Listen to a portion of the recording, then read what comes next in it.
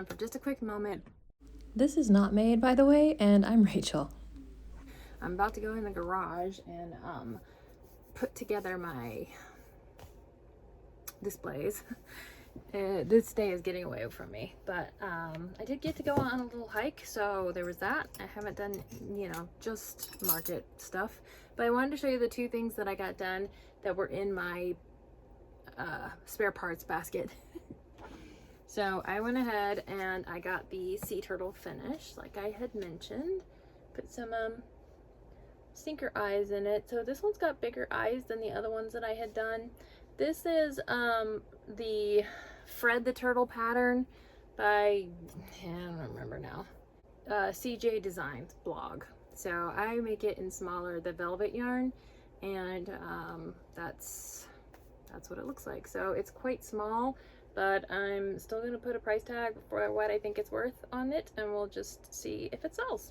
But then there's the shell, and there's a little tail. Okay, I got that one done, and in the vein of turtles, I also had this little turtle shell. This is a tiny turtle stitched by Patty. So all of the feet are worked into the round, and the head is worked separately and then sewed on, which I don't love. I have had a hard time getting behind this head. So I'm gonna see if I can maybe figure out a way. Also, the thing I changed is it's supposed to start with a magic ring with 4 stitches, and then you increase to 8. I started with a magic ring with 8 stitches because I didn't like the cone shape of the head the last time that I made this. So this will be going into my $5 bin. So those are the only 2 extra things that I've made that are going with me to market, and that's fine. So now I've got to go get busy putting stuff together and packing stuff. Well, I can't pack the van until the kids are done with their martial arts, but I will be putting all the stuff together so that it's ready to go. All right, I will see you tomorrow on market day. Good morning. My phone doesn't like this light, and I don't either personally. I'm ready to leave my house, and it is before 6 a.m. So, market day. Yay! All right, let's do this thing.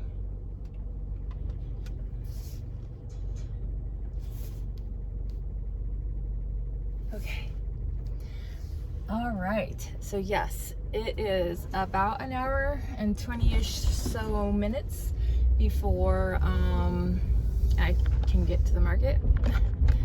So before you come at me for driving and on my phone, like recording, okay, I get it, yes, I know. I'm just going through my neighborhood.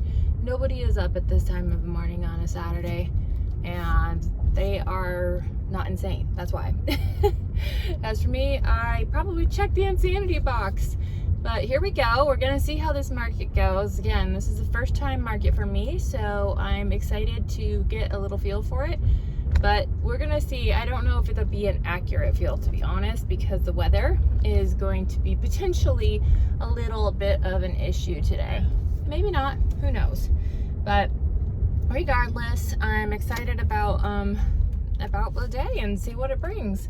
Not excited about unloading all my stuff. I don't have a dolly or a wagon or anything. So it's just gonna be me hauling the stuff with my own 2 hands back and forth between where I have to park and where my space is, because they don't allow like just unloading at the actual space. So all right, well, I will check in with you when I get a chance, and hopefully the sun will be up by then. Bye. Okay, I made it to the event. I think I might have recorded that last clip in slow-mo, because that's where my my camera defaulted to, so that'll be interesting to try to edit. Anyway, I'm just in line here waiting to check in. The sun has still not made an official appearance, but as you can see, there's actual light, so this is good. I'm kind of freezing right now, but we're just gonna try to make it work. I've got my hoodie in my bag, so should be good to go. I'm not looking forward to hauling all this stuff from my car to my space. it's just gonna be a process. So we'll just have to see how it goes. Yeah, we're like totally blocking the entire street. All of us vendors trying to boogie in here. So, all right, well, I made it. I have to travel on 2 major interstates in order to get here, and that's always a little bit hairy because I don't like driving on those roads, but traffic this morning was okay. Probably because it's Saturday morning before people want to actually be awake. So we'll see how it goes this afternoon. That guy's like in a kilt-ish thing. Okay, all right, well, I'm gonna go get checked in and then we're gonna start this process of getting set up. Okay, quick update. I'm almost done unloading. I forgot to count how many trips I've taken, but I did just see the sign for the vendor neighbor who's right next to me, who also has sewing and crochet stuff. So here's hoping that her stuff is just different enough from mine that it's not a problem. But like, why would you put 2 similar vendors right smack dab next to each other? That makes no sense. In other news, the sunrise is looking pretty awesome.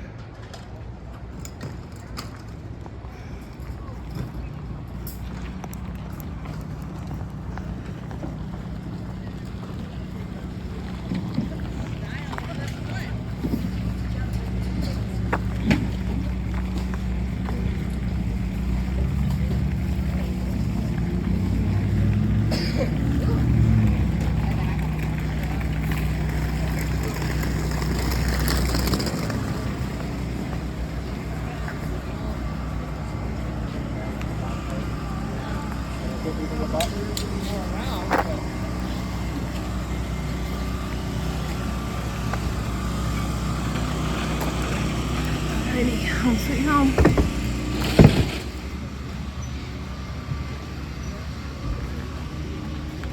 Some yarn bowls, my son 3D printed.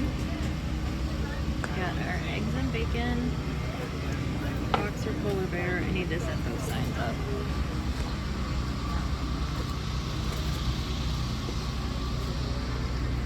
Okay.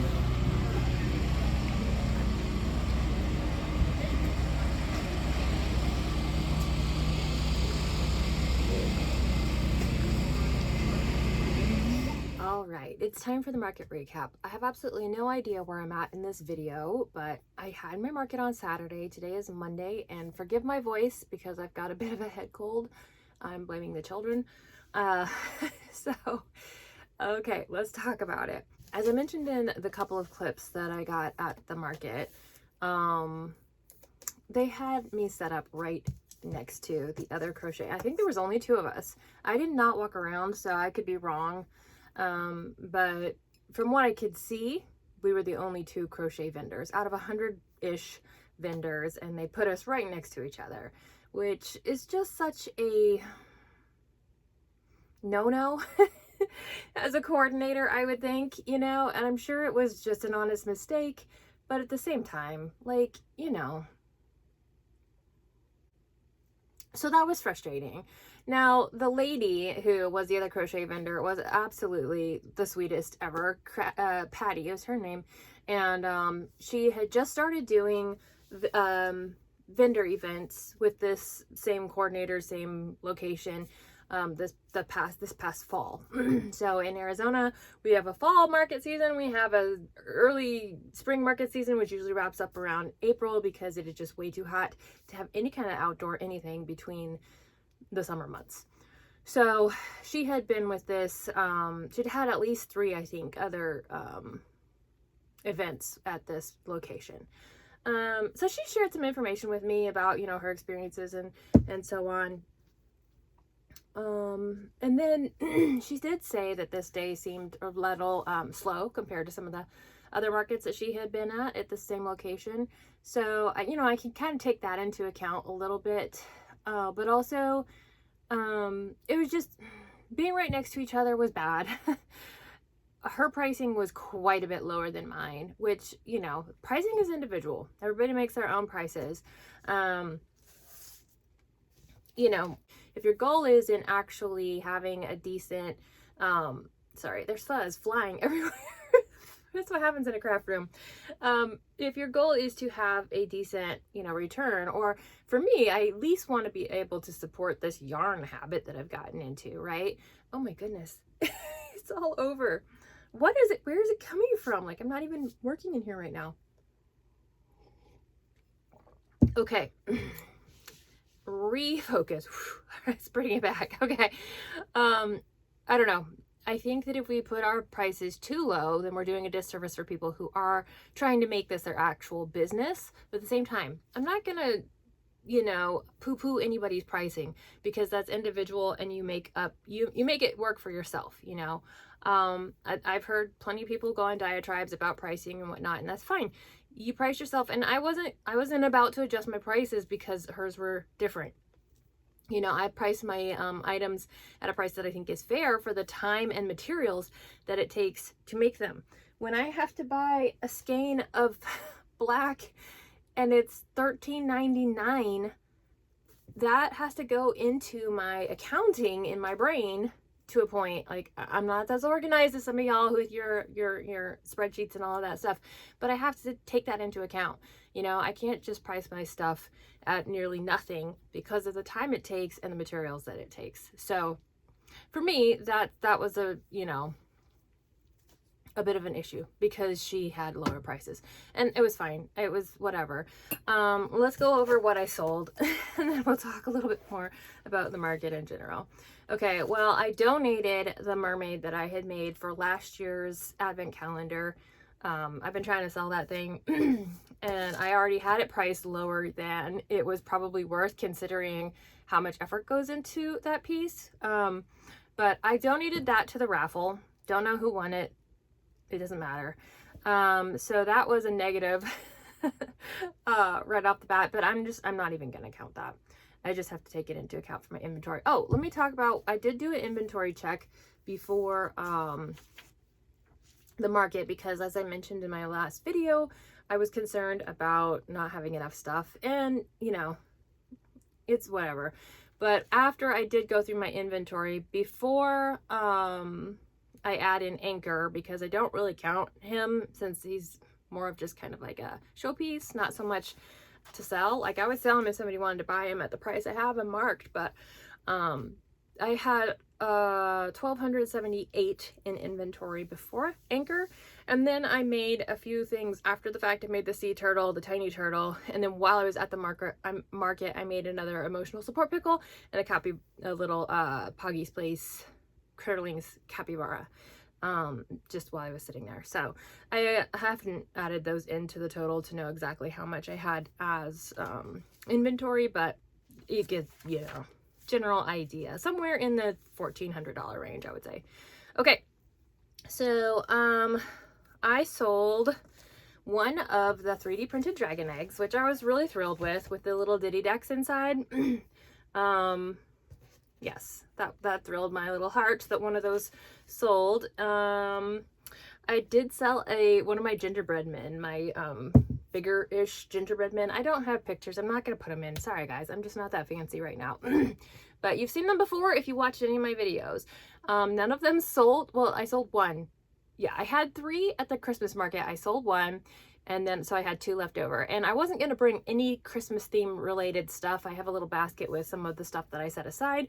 And then in the last minute, I decided, you know what, I'm going to bring the gingerbread men, because who knows, And then, so, yeah, I was a little boy. They were like, he loves gingerbread men. So, he got the gingerbread man. It was so funny. And he did this for me. And I was like, all right, and so I waved back, and the mom said, oh, he's trying to do the I love you sign, but he hasn't quite got it figured out. And I'm like, well, at least he's got the 3 fingers. He's got 3 fingers in the air, so he's doing his best. So that was cute. So I sold those 2, the dragon egg and the gingerbread man's the same family. And then, and it was over an hour into the market before I ever made a sale. Then I sold the Critterling Fox, one of the Critterlings. I did sell one Valentine axolotl. I thought I didn't sell any of the Valentine axolotls. And then I had a friend who brought her family. They all came by and said hey and stuff, and her girls bought some stuff from me. So I sold 4 Critterlings to one of them, and I sold a little piggy from Yarn Society. Yarn Society's piggy. I sold a piggy and 2 more critterlings to the little girls. So that was that. And then the last thing I sold was also just a random axolotl, not a Valentine one. I just had 1 pink one left over. I sold that. So how many things did I actually sell? 1, 2, 3, 4, 5, 6, 7, 8, 9, 10, 11, 12. So 12 plushies in total. So, and then the one that I donated. So I got rid of 13 plushies to this market. So my grand total, drum roll, was $108 for sitting there for 5 hours. And it was supposed to rain that day. I don't know if that had an impact on how many people came out or not, or just the fact that it's January and everybody's shopped out after Christmas. But, you know, it was pretty slow foot traffic overall. And while I wasn't expecting much from this market, I kind of had set myself a bit of a, you know, it'll be worth it if I make at least this much. And I did not get there because I had to drive an hour and 20 minutes to get there, both ways, obviously, because I also had to get home. I set up by myself. It was a lot of work for this market. I don't have a cart, as I mentioned, and that's on me. You know, I could have a cart. But the other markets that I've been to, I've at least been able to pull up too close to my space and unload, and that was not the case in this one. So, and I was alone. I didn't have my little minions helping me. So there was a lot of factors kind of in that. So I've been weighing my options. I have paid for the booth fee for 3 more months at the same location, and it's $25 each. So part of the reason why I did this one was because it was low stakes to an extent. And my booth neighbor and I, we were chatting about it, and she was like, the booth fees in some of these fairs or these craft markets and stuff are just outrageous. In our area, for whatever reason, and I don't know why, it is not uncommon to have to pay over $100 for a booth fee, which in my opinion is really crazy unless you have guarantee of a lot of flow and foot traffic, and maybe some of them do. I don't know. I just know I got burned really badly when I paid over $100 for a booth fee and I made no money. So I didn't even make the booth fee back, not even close. And so that was the you know, it just leaves a bad taste in your mouth when you're dealing with coordinators who are charging that much and who aren't really or don't seem to be interested in making sure that you're successful in your event. So that event where I spent over $100, there was just piles of people with crochet stuff in their booths. So it was just overly saturated. There was no way to make your money back in that kind of an environment, and nobody was buying. So I don't know how they marketed it. It was more of like a bring your kid in their costume contest, and we have a jumpy house and that kind of thing, and face painting. And they didn't, I don't know if they didn't say it was going to be like buy stuff, you know, but it was bad. And then in this one, having to be set right next to the person who's technically your competition, you know, in a way, which I feel like it would have been fine with us two being there if we were separated, you know, so people could see one booth and then the other, or vice versa. That way it wasn't like, oh, look at these cute things, and oh, hers are like half price, yay, let's go over there. And I didn't really get that vibe from most people. It was like they either saw something at my booth that they thought was super cute, or they saw something at her booth that they thought was super cute. But it just puts people in an awkward buying scenario where they're like, you know, what if I don't want your thing and I want that person's thing? It just feels awkward now. You know what I mean? So it was just bad. That was just bad. Bad coordination. So all of that having said, I don't think I'm going to go to the February market for sure. I haven't made up my mind about the March market. Because I was kind of thinking, you know, maybe it's Easter time-ish. People are starting to think towards Easter, and that might be a better market. But I know my booth neighbor is going to be there for all of those because she paid for them all as well. So I know she's at least going to be there, and that's fine as long as we're not next to each other. But it was just so much work for so little in return. I mean, technically I made my booth fee back, but like I left my house at 5:50 in the morning and I didn't get back until 4:15, you know, and that's a long day. I know that the part of it is just the setup, and that's just logistics, right? It's got to set up, you got to tear down. But at the same time, when I'm thinking about the time away from home, away from family, away from all the other things I could be doing during that time, I don't think it's worth it for $108, you know? So, so that's my thoughts on this particular market. I didn't do any filming at the market really, other than that first little bit, because you know, my booth mate and I were like sitting right next to each other. That felt really awkward, you know, to get out my phone to start filming or any of that kind of stuff. And nothing was really happening. So it was just a pretty slow day overall. And it's not really a fun experience that I want to keep having over and over again, you know? And I realize that when you have like a repetitive market like this, or something that's happening, you know, on a monthly basis, or people kind of get used to coming. So a lot of the people who were coming through, I could tell, were people who were used to coming through this market, like they were regulars. And so that's kind of cool. But once they've seen your stuff, like the next month it's going to be the same stuff with maybe a couple different things, you know? So I don't know exactly how I feel about it. I just know I don't want to do this every month. So I probably will skip February's market, and then I'm going to reevaluate for March, because I did apply for a different March market that was on the same day. So I have to wait and see if I get a reply about that one. That one's at a different location that's much closer to me. And, you know, I just figure I got to try some different markets and see what's available and find something that's closer, so that it's not quite as much work to make it happen. So anyway, that was my market wrap up for January. And now I'm going to go work on my pattern test and finish my coffee. Bye.